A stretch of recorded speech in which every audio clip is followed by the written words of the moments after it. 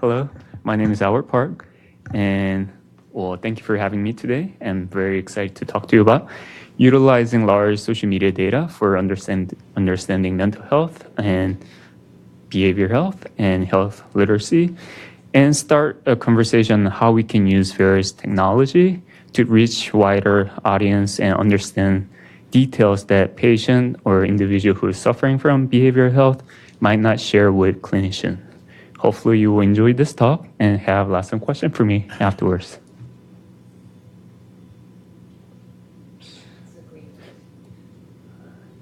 So, so I'm going to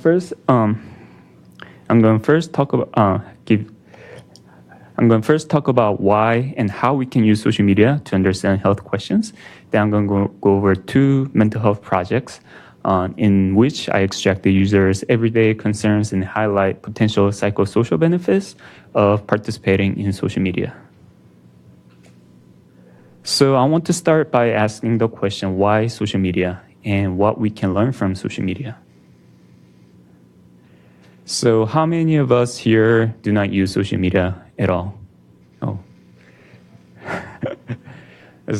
Oh, wow, there's a lot of you, like 10. So I'm not used to this. Like everywhere I go, everyone uses social media. So okay, many of us use social media from, not all of us, but Facebook, YouTube, Reddit. And a study by Perlin in 2015 suggests that 21% of us are constantly on social media. They wake up with social media, they go to sleep with social media. Oops. So most of us use social media to socially connect and talk with other people on various topics, including health. So if we can extract health-related conversation and we can learn about their questions and issues people might have.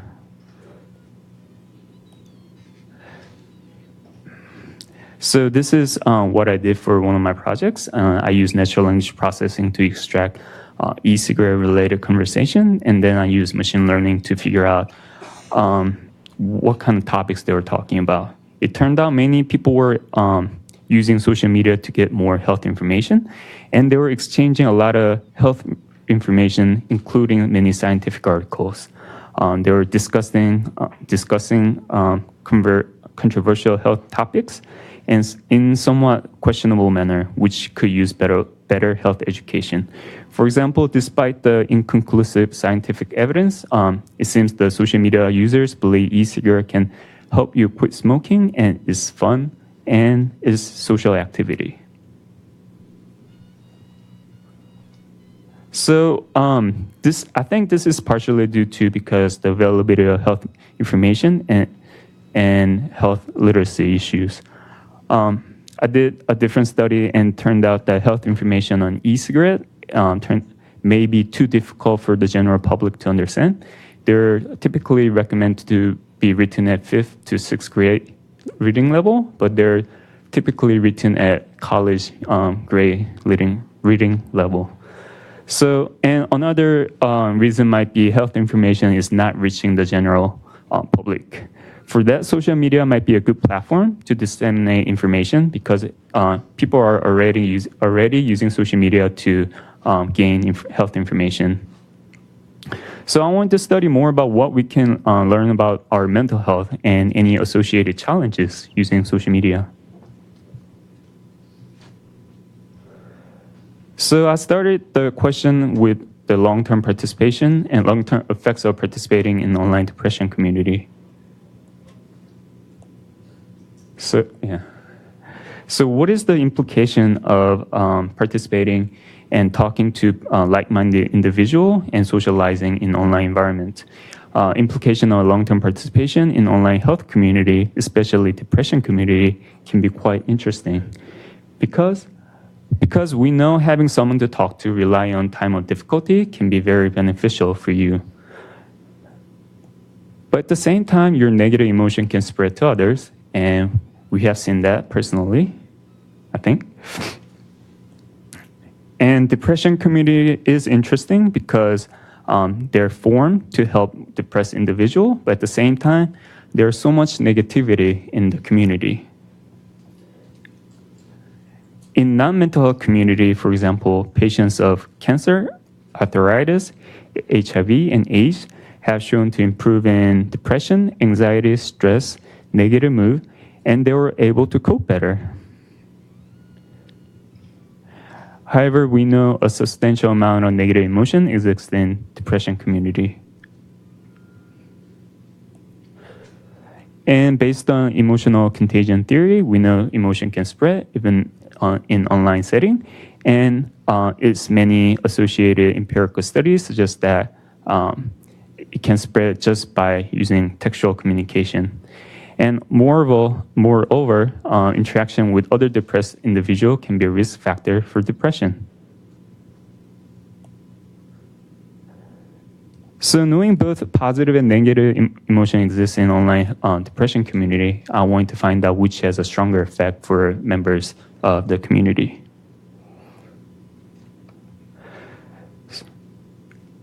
So I have two research questions for the paper, but I'm going to go over just one research question.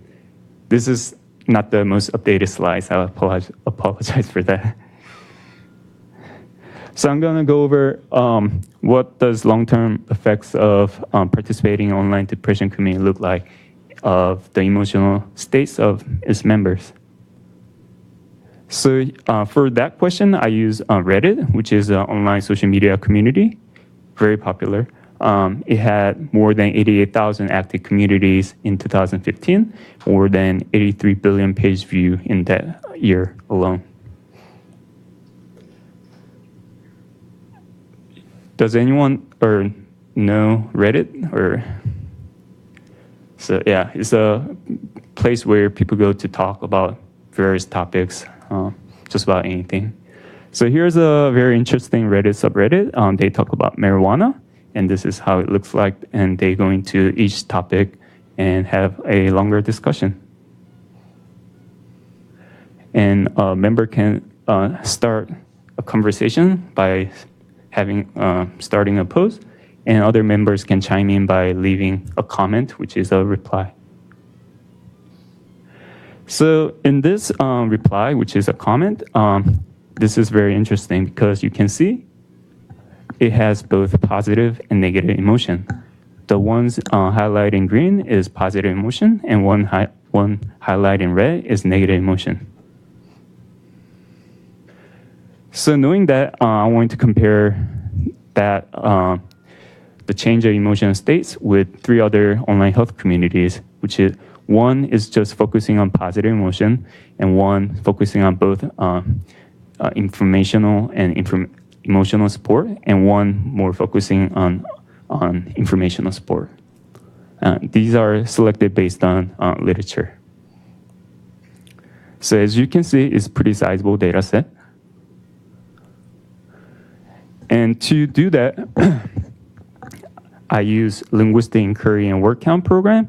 This is called Luke, and I selected 10 dimensions based on literature. And it's important to note that Luke has been validated and used in many different studies. So here are 10 language dimensions that I used and a few vocabulary examples. And then I apply linear least square regression to the Luke score against each interaction sequence for each members. Then I average out for the community. And I'm going to show the result in graphs. And if it's on the left-hand side, it means it's worsening. As members participate more, their symptoms getting worse. If it's on the right-hand side, it means it's improving. If it goes across the 0, it means it's not significant against the null hypothesis, which is, there is no significant difference. So as you can see, members of depression communities are improving over each interaction in all but one language dimension. In the last language dimension, which is scent, they're neither improving or improving. So I want to see whether that change is significant against 3 other online health communities. And so as I mentioned before, I select these 3. And I went through the same procedure, use Loop to measure the emotional states, and then apply linear least square regression, then apply Mann-Whitney U-test with false discovery rate to compare each community. So again, if it's on the left-hand side, it means the other community is improving more. If it's on the right-hand side, it means depression community is improving more. If it goes across the 0, it means it's not significant. So as you can see against our happy, all but 2 dimension improve significantly more for the depression community. And against diabetes community, 2 improve significantly more for depression community, and 1 improve significantly more for the diabetes community. And there were any significant differences against IBS community. So to summarize,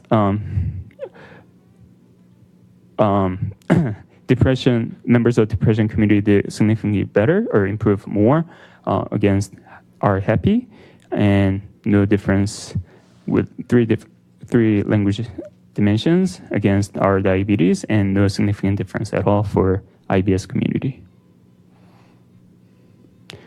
And there are a few limitations for this study. For example, all the communities are selected from Reddit, so there could be overlapping membership, which violates the independent assumptions. And we do not know their severity of depression and whether they're clinically diagnosed. And there could be word correlation because it's topically focused conversation, and that also violates the independent observation assumption. So to summarize part 1, we found out members were improving, their psychosocial emotional states were improving as they participated in the community. And so now with that, I wanted to see what kind of daily challenge they're associating, focusing on mental health disorder. So we know like-minded individual, even the mental individual suffering from mental or behavioral health disorder, are communicating online. And one thing I noticed from the studies is that when they started a new conversation, their starting posts are typically, "I'm new here, this is my problem." Those posts were very disorganized and they were very confused. I can see their anger, their frustration. But at the same time, the replies they get is very organized. They have more calming voice. They're better written, essentially. So this was pretty strong observation. So I went into the literature and see why that was happening. So many mental health or behavioral health individuals suffering from behavioral health have language impairment. That's because your frontal lobe has a mechanism to control your language and your emotion. And it has been widely studied for depression, bipolar schizophrenia. And they typically are measured through semantic processing tasks or verbal fluency tasks. However, the limitation for these studies were they're typically conducted in lab setting, and at the same time, they're very small in size, and some of them have inconsistent results. So I want to see, because I have large data written by individuals suffering from mental disorder or behavior disorder and other people who are just communicating, I want to see whether the language impairment manifests in their communication in social media. And I want to see whether there's difference from when they first started and when they are participating for a long time. So again, for this project, I used Reddit. And I selected 3 mental health communities, our depression, our bipolar, and our schizophrenia. And for control, I selected our happy, our lose it, and our by bodybuilding. So I wanted to select communities with less technical terms or medical terminology, just because that's going to skew the readability metrics, which I'm going to introduce in a little bit. So once again, this is a very sizable data set. And so from the literature, sign language impairment can be many different things, but they can manifest in use of less lexical diversity, using the same words over and over again, and having poor sentence structure, organization, and articulation. So that to me was poor writing. So I went into the literature of quality of writing, and I found out many of the same things were measured equally. So they measure lexical diversity, word frequency, and syntactic complexity. And at the same time, they measure ease of reading and how simple and clear it's been written, and text cohesion and text flow. So as I mentioned, many of that can be covered by measuring the readability, how easy it's been written. So I narrowed down the criteria to 2 different things, readability of writing and the lexical diversity. The readability of writing, we can still measure word frequency and syntactic complexity. So to measure lexical diversity, I just calculate the % of unique words in posts. And to measure the readability of writing, I took the normalized average of 4 different readability metrics. And here's the result. As you can see, I don't know if you can see the gray dotted line, but the first 3 are normal online health community, and the bottom 3 are online mental health community. And as you can see, all the normal health community had higher lexical diversity and less, which is shown on x-axis, and had more difficult, and the mental health community had more difficulty articulating, which is shown in y-axis. And it's all statistically significant. So again, I want to see whether how members are changing throughout their journey of participating in social media. So again, apply linear least square regression, and then this time I used sample t-test with Homel to correct for p-value.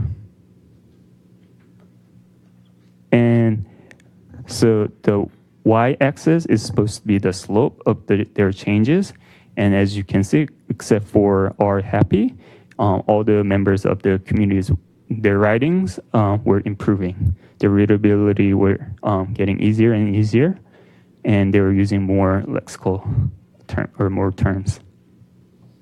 And there weren't any real significant difference between normal group and the mental health group. Once again, this study had few limitations. It's all from Reddit, so overlapping membership, and we do not know the severity of their illnesses. And because this being internet writing, readability metrics may not be the best method to measure their writing. So in part 2, I looked over, or I examined written communication challenge faced by individual with mental health or behavioral disorder. And it manifests even in the social media writing setting, but at the same time, as they are participating more and more, their writing could be improved, and their symptoms might improve as well. And thank you for anyone who helped me. And if you have any questions, I'll be over there answering. Thank you.